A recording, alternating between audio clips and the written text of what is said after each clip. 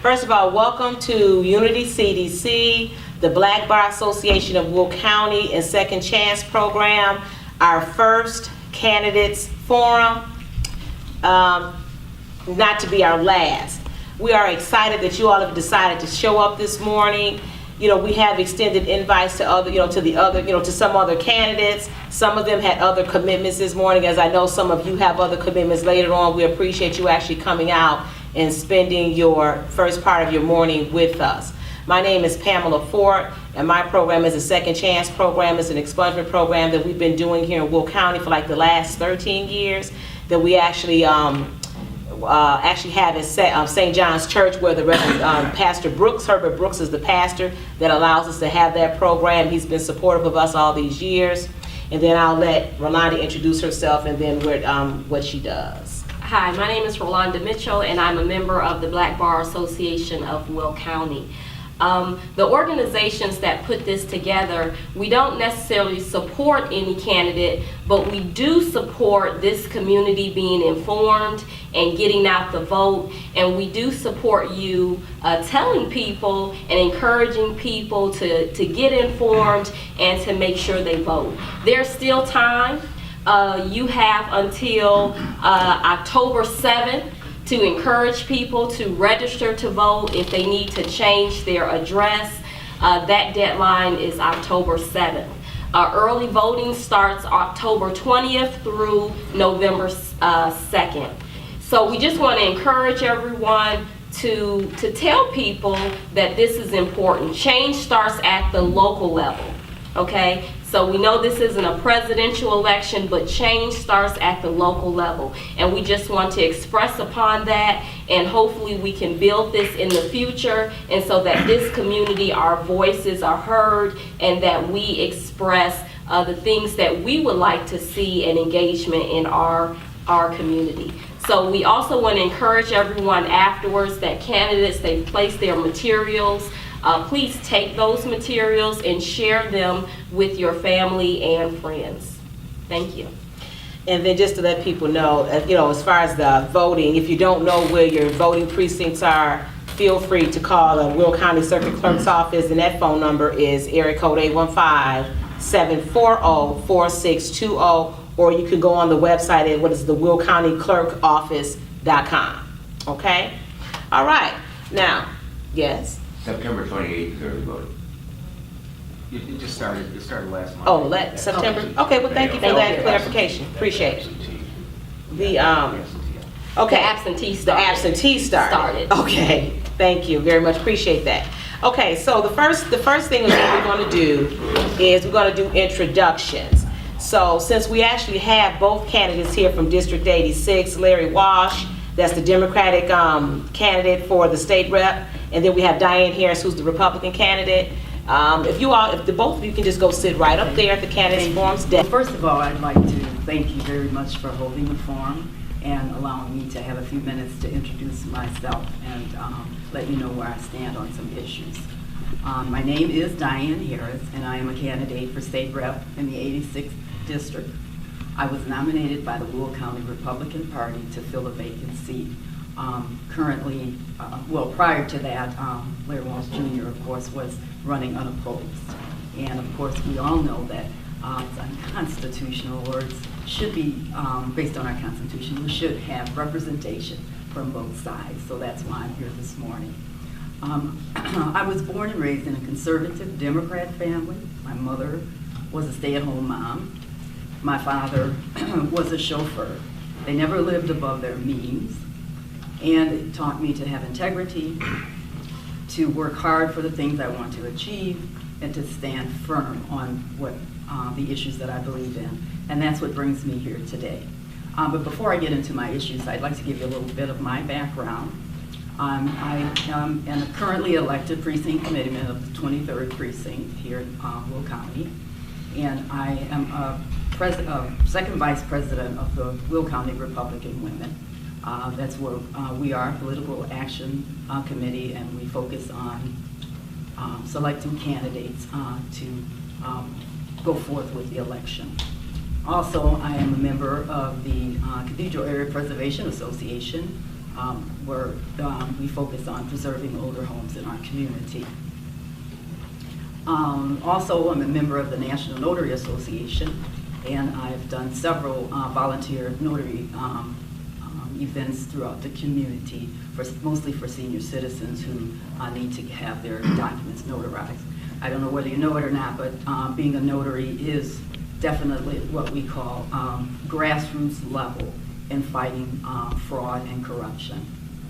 Also, last but not least, I'm a member of the National Hookup of Black Women, and we are focused in the community supporting literacy throughout the community. I am a graduate of Joliet Junior College, an associate's in liberal arts, and I also have a bachelor in science and management from the University of Phoenix. But I sit actually before you today. I am a pro-life candidate. I support pro-life issues. I also support the Second Amendment rights, and I truly believe that cutting taxes and reducing spending will revive our economy. I also support, that's why I bring my notes, because after I get more rolling, I will forget. My mind goes and comes. But anyway, I do support empowering small business and the business industry with tax credits, and that will provide job creation. Our economy needs to be revived. We have businesses that are leaving Joliet and throughout Illinois. We need job creation. Small business is the basis of reviving our economy. So I do support cutting taxes again and reducing spending.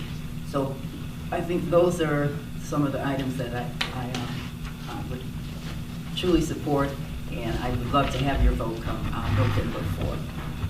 Thank you. Mr. Walsh? Well, thank you. Thank you for holding this event here today to let us express our views and what we stand for as we seek political office. My name is Larry Walsh Jr. I am the incumbent state representative for the 86th District. I was appointed in April of 2012, replaced longtime Representative Jack McGuire. And I was elected in the November of 2012 election, and I am seeking re-election this year to continue the work that we've done in the 86th District over the last 2 years. Just a little bit about me. I was born and raised on a farm in Elwood, Illinois, just about 6 miles down the road, where I was taught how to basically go to work every day. We woke up at 6 in the morning and had chores to do, feeding animals, and that continued throughout the day and into the evening, to where we had a regimen of what our duties were and was taught what it means to do hard work. Came from meager means. I'm the oldest of 6 children, and if anybody was familiar with the agricultural era in the 1980s, it was a little tight. So we learned how to do without, and that's one of the things that I'm proud of, is we're able to basically make those sacrifices to move forward. I have been involved in working political campaigns my whole life. I come from a family that is strong in public service.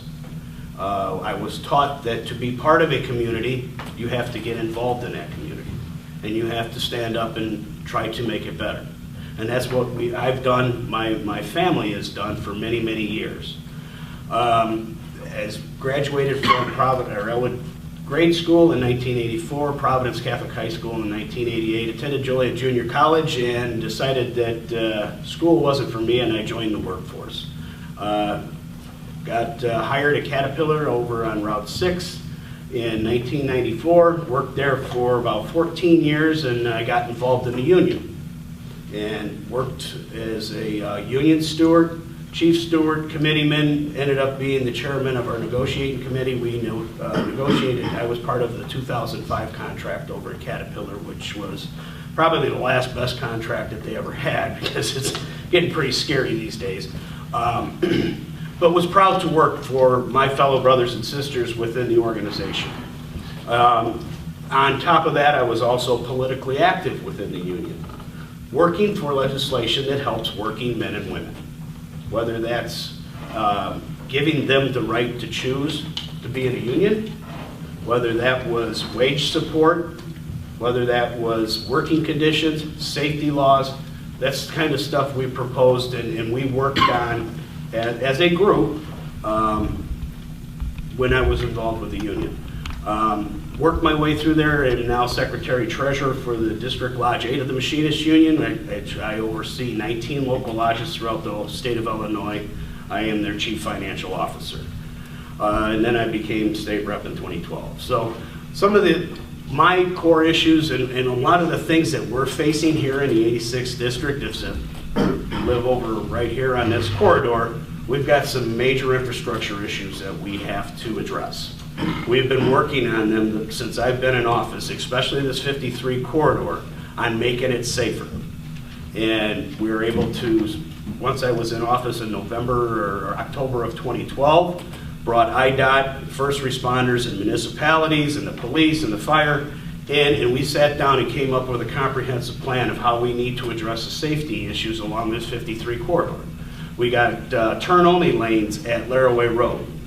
So those that are coming on and off 53, there's a green arrow and a red arrow. There's no more of that turning while the traffic's flowing.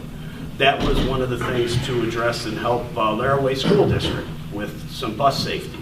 And as we continue down the road, we're looking to continue dealing with this infrastructure as these intermodals grow. So with that, I'm glad to be here.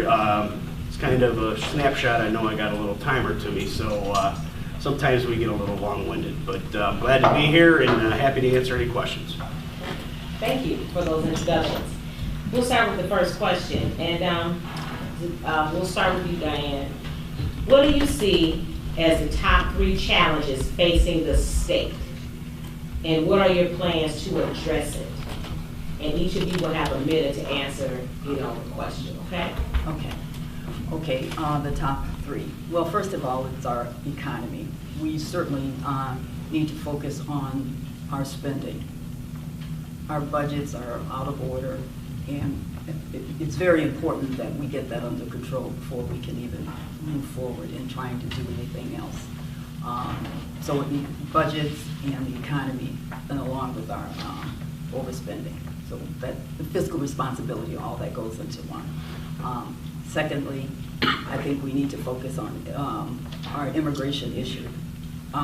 Even though it's being focused on a federal level, we still have that as an issue in Illinois. Immigration is going to cost all of the cities within the District 86, whether it's wherever in the district. That, in my opinion, is something else that we need to focus on. I propose that we organize groups so that we can determine how and when we will start moving forward on getting to the bottom of the illegal immigration. And thirdly, our taxes. It's very important that the state of Illinois cut the taxes. The income tax could be cut, and we can also, most importantly, look at our corporate tax for businesses, because that is the means of creating jobs. Thank you. Thank you. Mr. Long? Well, I will somewhat agree with my opponent. The top 3 things we're facing, and the first one is the pension issue. As of right now, we passed Senate Bill 1 back in 2013. It's sitting and it's being held up in the court system. Whether that's ruled constitutional or not is yet to be seen. But that pension system is draining our state revenues each and every year by anywhere between $500 million to $1 billion. Now, the first thing we've done in our budgeting over the since I've been in office, and actually since Governor Quinn has been in office in 2010, is we have been making our full pension payment. We have been making our full Medicare payment. We've been paying our old debt service, and what that does is it shrinks down our discretionary spending. We have cut our discretionary spending to the bone. We're into muscle now. And you see that with the school funding. You see that with public safety funding. You see that with health and human service funding. A lot of that stuff comes right back home into the 86th District. What we need to do is come up with a safe, reliable, fair revenue source. So that's kind of the discussion that's going on there. If people tell you that we can cut more out of the budget in discretionary, they haven't looked at the budget, because we're down to the muscle. We're down to the muscle, and we are working diligently. I will just say this, I came into office in April of 2012, the backlog of old bills that we had owed vendors was $10 billion, $9.8 billion. We're down to $3.8 billion now. We have taken those steps to correct it, and a lot of it was with that tax increase. We need to keep going forward, because the biggest thing we need to do in the state of Illinois is fix our financial house, and we're on that road, but it's still a road ahead. We've got to continue on that road to get us out, to create jobs, get business certainty in the area. Thank you. Karen, last question. If we elect you to actively engage with the process and that our voices are being heard and also that we know what's going on. Start with you, Diane. Okay. Well, first of all, just like now, currently I have a website, and I think it's very important that the constituents know the website. I don't have an office at this particular time, but if I am elected, there will be an office here in the Will County area, so that all of the registered voters or constituents can walk in and have all of their questions answered. We'll have staff on site here in our local office. And also, there will be an open line of communication. I truly believe that communicating with the voters is at first hand is where all of the problems can get solved. We need direct communication. It's almost like having a phone line for the religious people, phone line to God. Call them up and tell them what you want. So I would say there will be a line so that there will be communication, a line of communication. And then, of course, we'll have a newsletter that should go out so that everyone will be informed in the district.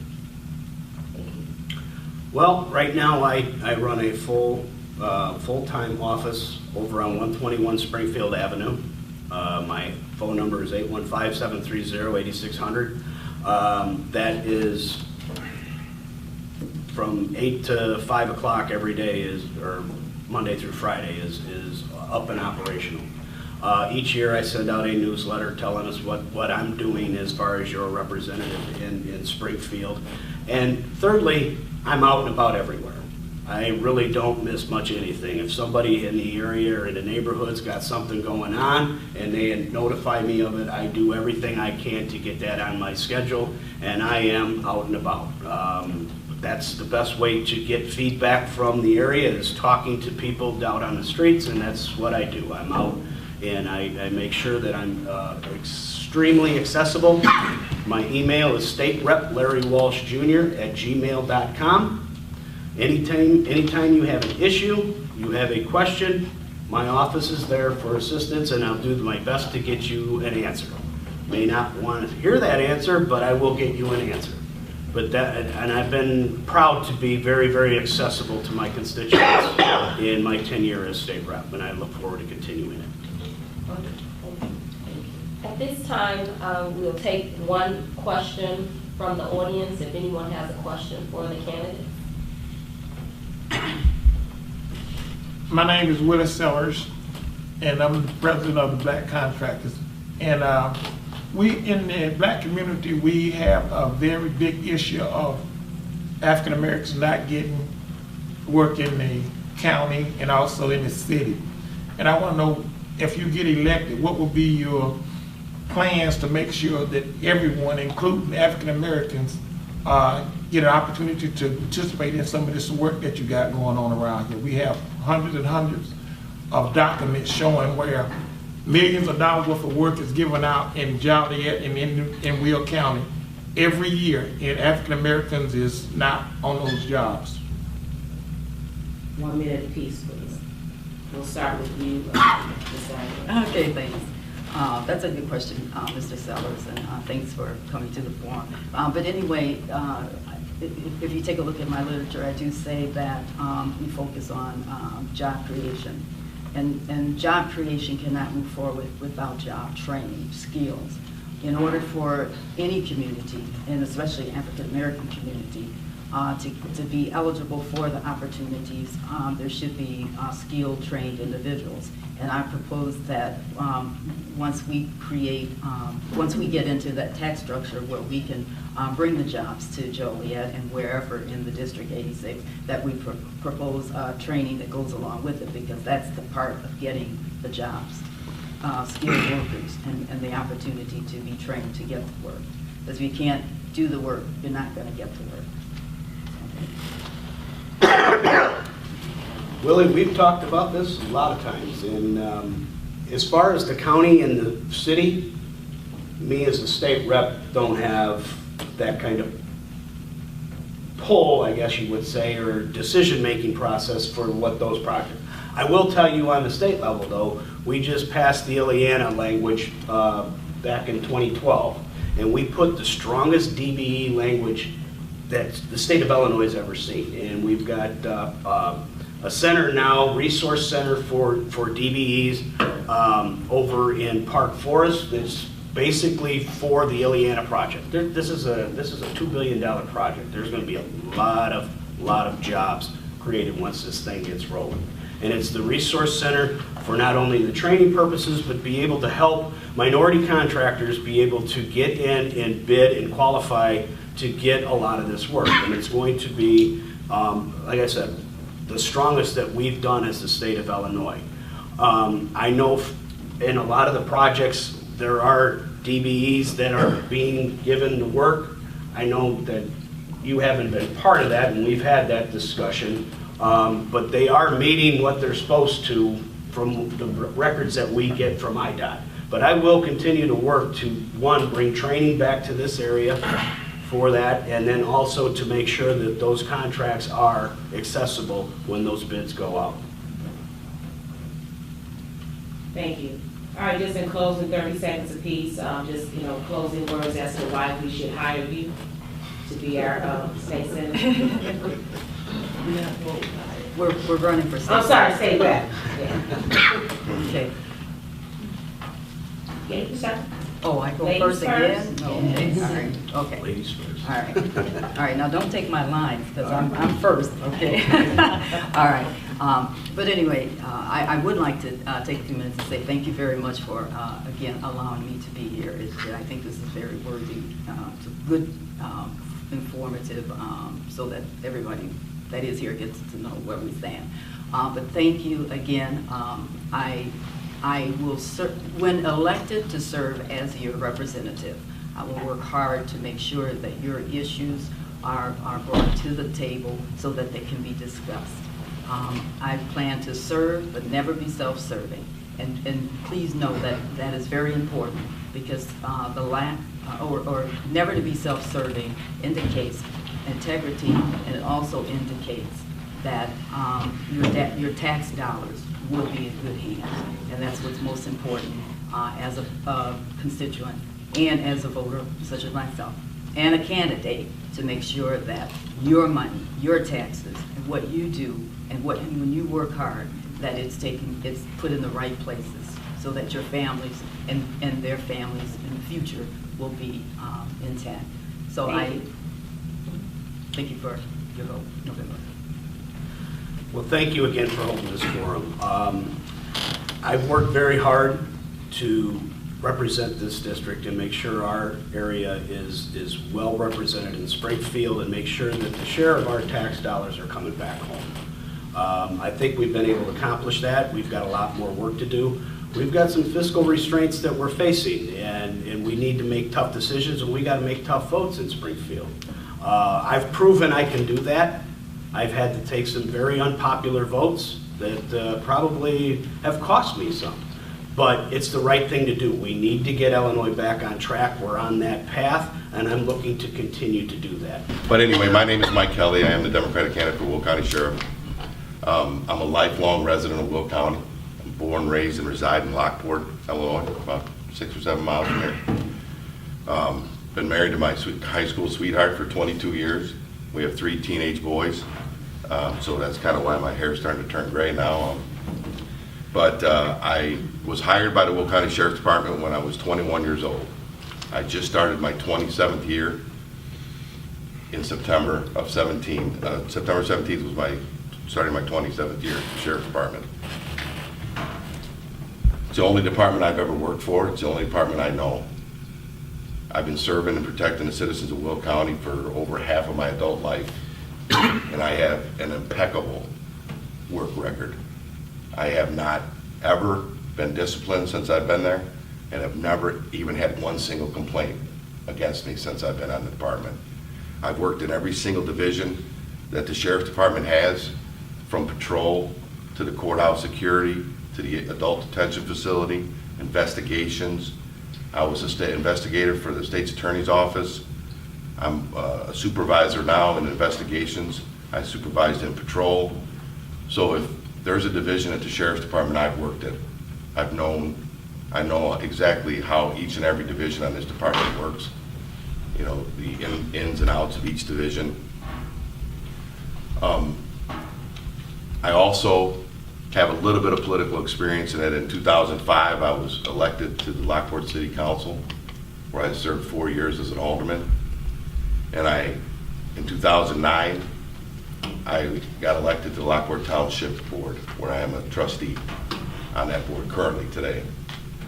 So my law enforcement experience speaks for itself. With my history and the experience I've had on the department.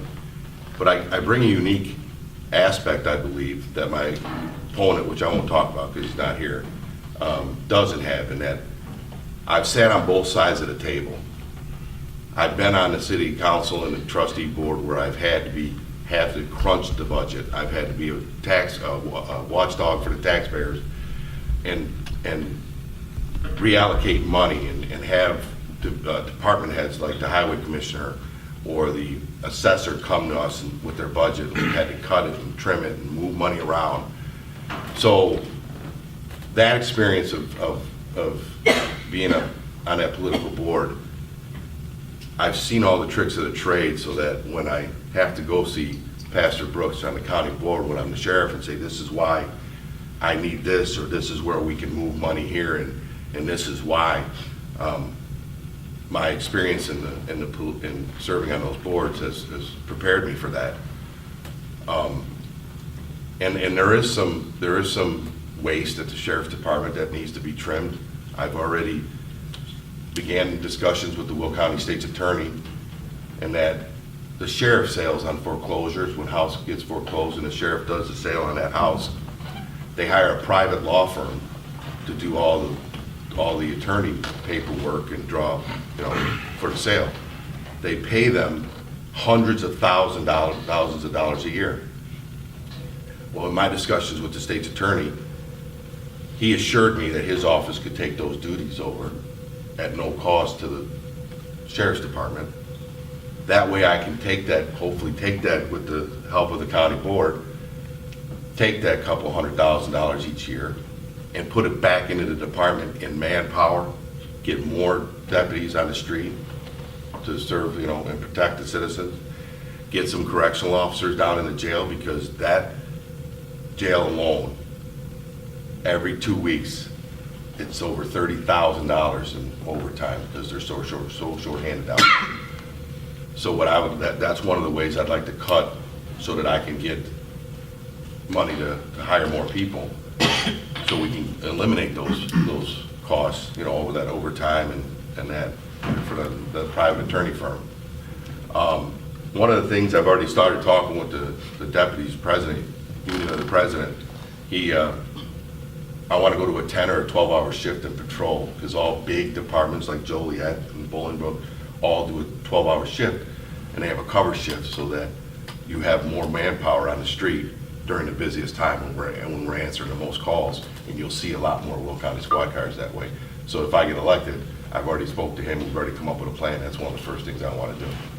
So I'm getting the wrap-up signal over here. Thank you.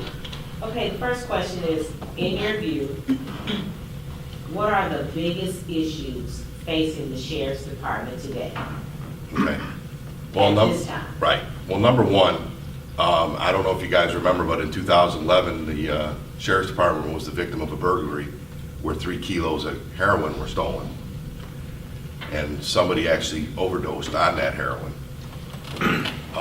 because it was being stored in an outside trailer out at Laraway, which is our station. We now currently store evidence in 4 different locations throughout the county. What I would like to do with the help of the county board is build one new and establish one new evidence, state-of-the-art evidence facility so that everything can be stored under one roof. Because, you know, I'm not making blame or making excuses, but it's kind of hard to secure this evidence when it's in 4 different places. And, you know, Will County's pretty big. And these are major cases. These are, you know, for anything from a homicide, and, you know, we've seen what happens with that evidence. It gets lost. So that's one of the first things I want to do. The second thing is the manpower. The manpower, we're short. We are definitely short. They did a study down in the jail. We're 25 correctional officers short, and they let us hire, I think, 5, so we got to get that back up. And I think with my cost-saving measures that I can take, we can get that done, absolutely. And then the third thing, and this is an internal, we don't train like we used to. They've cut our training, and you know, when we're not properly trained, sometimes we make mistakes. I mean, and they're costly ones. And that's another thing I'd like to do with some of the money that I could save in other ways, is to get our training back up so that our guys have the state-of-the-art training, you know, each and every year, and get recertified each and every year and everything. Thank you. One last question from us. If you are elected sheriff, how will you foster an environment that ensures the fair treatment for all people that are served by the Will County Sheriff's Department? Well, I kind of touched on that with the last one with the training, because, you know, there's not just, and we don't just do police training. We do all kinds of, you know, we have training on, you know, with the I don't want to call, you know, I don't want to misspeak here though, but each culture, we do have training for that culture. You know, when you see, you know, we get more people moving into Will County that are from different, you know, different, man, I've lost my- Ethnic and diversity. Yeah. Sorry, thank you very much. We train for that as well. That's what we do. They have training for that, where we're going to, you know, so you know, what that is specific ethnic group, their beliefs and their way of life. And I mean, because I've been trained in that for years, and I think us cutting back on that training has caused a lapse in exactly how we you know, confront people like that. Sorry about the You're fine. I get lost for words once in a while. At this time, we'd like to take a question from the audience, if you have one. My family, as you know, comes from law enforcement, my father and my uncle. And I actually supported the current sheriff when he first ran for office. But the question I had for him and the commitment that he made was never kept. And that is, will your office reflect the community? In other words, when I walk in, will I see people of all races and faces? And that's never happened. Would you work to change that if you were elected sheriff? And second of all, in the jail, which there is a huge shortage of manpower, Right. would we eliminate the cronyism that takes place where we have a cook that makes $130,000 a year? Yeah. And replace that and make the proper necessary changes to make the jail run more feasible? Yeah, I'll touch on that one first. Yes, yeah. My opponent is a second cousin of the current sheriff, and he retired from the state police, and his cousin then gave him this job. He's now a chief on our department, so you're gonna hear that he's more qualified than me, but he's only more qualified because he's related to the current sheriff. So, yeah, that does happen a lot at the sheriff's department. Yes, it does, and no, I could tell you a lot of stories where it's happened, because with other family members of his as well, but like I said, he's not here, so I don't want to really say too much on him. But no, absolutely, you know, I grew up and I went to Lockport High School, so we had a nice group of all type of ethnic cultures and that. So I mean, I grew up. So I mean, and one of my best friends that I went to the State Police Academy with is I don't know if you guys know Doris Jordan. But I'm real good. So I mean, I believe in hiring the most qualified person, absolutely. I do not believe in hiring somebody because who they're related to or who their hook is. If you test, we start from this start and everybody gets to the bottom, whoever's left, whoever's qualified, it doesn't matter who you are or what background you're from. If you're hired and if you're most qualified, that's exactly who I'm gonna hire, without a doubt. And then as far as my office, my specific office, when you work in the sheriff's office, is that what you're asking me about? Yeah, because I plan on having 2 offices, to be honest with you. It's not costing more money, so don't get, yeah. But I like to be out of Laraway too, where a lot of the, you know, most of the, where the patrol division is, and then have one in the courthouse. But no, I'll tell you right now, point blank, that if I hire somebody, that's gonna be based strictly on qualifications and nothing else. Forums like this are very informative and very, very important to our democratic system. My name's Dan Kennedy. I'm running for judge.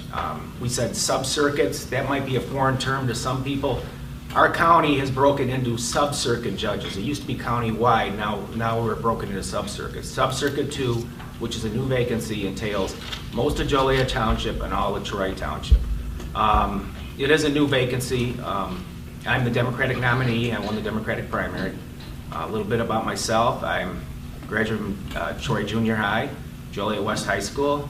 I went to College of St. Thomas, which is now University of St. Thomas in St. Paul, Minnesota. I had a BA in History and Political Science. I went on to Creighton University School of Law, graduated in 1986. I've been a practicing attorney here in Joliet for 28 years. I started in the Will County State's Attorney's Office. I went into private practice. I started with the Will County Public Defender's Office as a part-time public defender. Again, a little foreign. Most counties have full-time public defenders and a full-time public defender office. Will County has, I think now, 7 part-time public defenders and about 32 full-time public defenders. I've been working in the Will County Public Defender's Office for approximately 26 years as a part-time attorney, and that's kind of an oxymoron because I was a supervisor in the juvenile court systems. I have been a supervisor in the felony court systems. I've been a felony assistant there for approximately 20 years. Besides my public defender work, I do contractual work and work for the Joliet Housing Authority, Will County Forest Preserve, the Illinois Department of Transportation, and Department of Children and Family Services doing adoptions. So I'm very diverse. I've done all areas of the law, both civil and criminal. Our system right now, or our court system right now, is losing to retirement a great number of felony judges. I was asked to run by some powers that be, saying we need more felony judges because we're losing all. And if I can win this race, hopefully I can, I will probably be in a felony courtroom. Some of you probably know me. I probably tried, at least I've been involved or tried 15 murder cases, been involved in over 500 trials, both criminally and civilly, over the 28 years. I think I'm highly qualified for this job. I think out of the people that are running throughout the county in this position, I've been a practicing attorney the longest. I am the most diverse.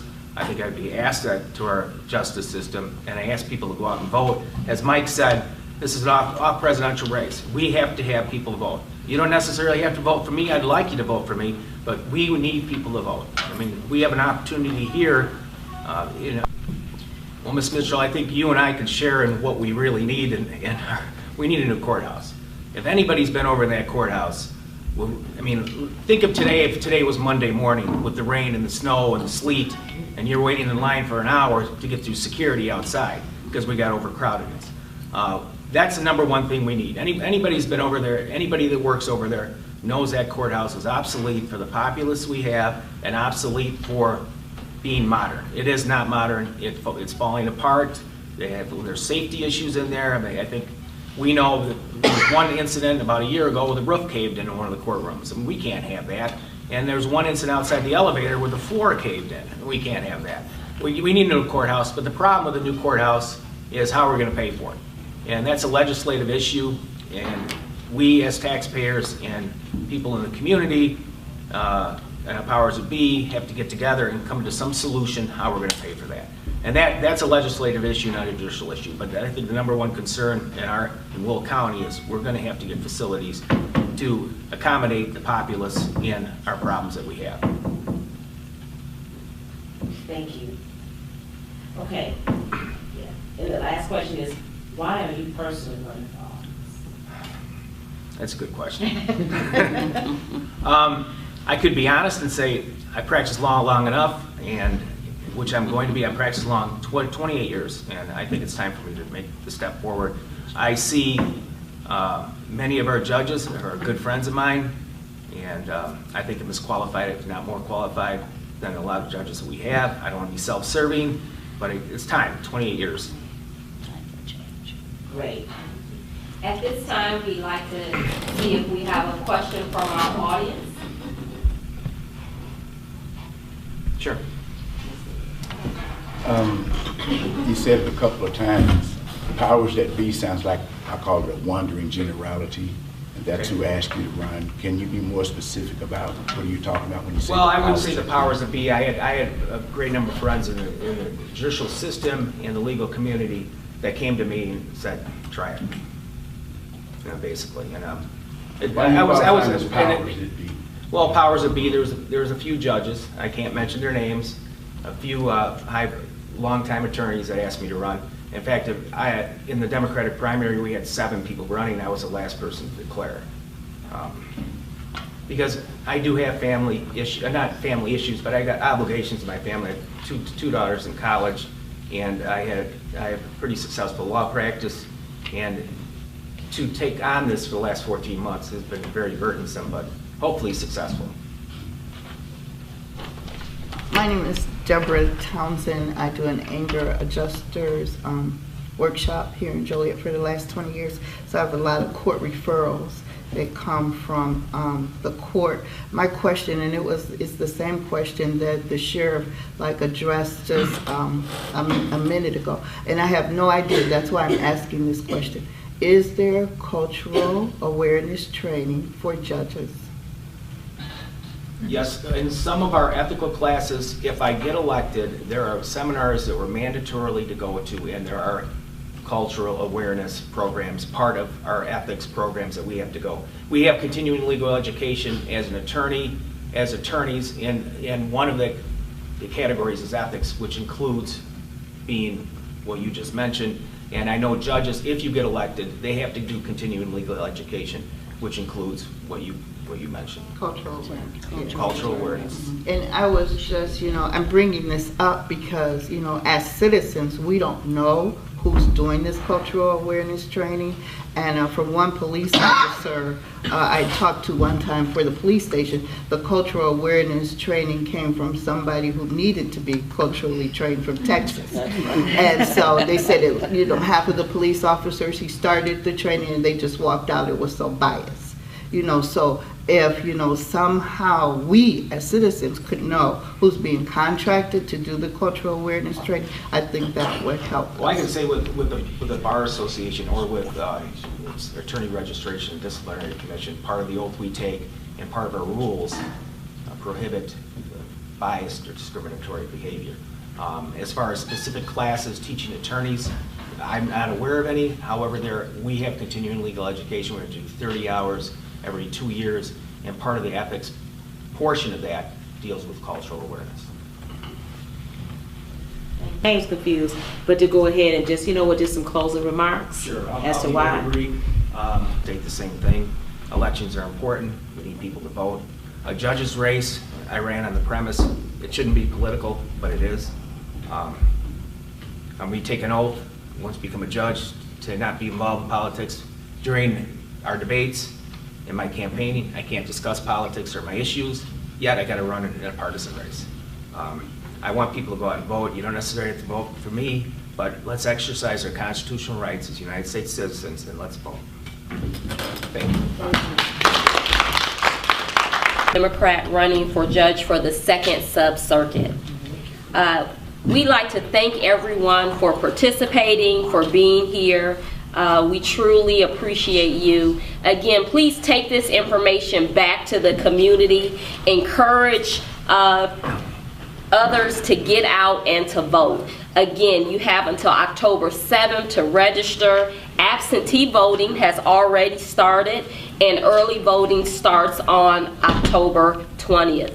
Please take the pamphlets that the candidates that they have left for you and give that information to the community. And we hope to do this again in the future, to have more candidates, to have more of the community involved, because it's important, no matter who you're voting for, to get out there and stay engaged in the process, because change starts at the local level. And just one last thing I like to just interject is that take somebody with you to go vote. You know, our goal is to really try to get this community voting, you know, in these elections here. So again, you know, she mentioned when the elections are, take somebody with you when you go and vote. Okay, that's the key. Not just you, but take somebody with you. Thank you all again for coming. We appreciate your time. Thank you. Have a good day.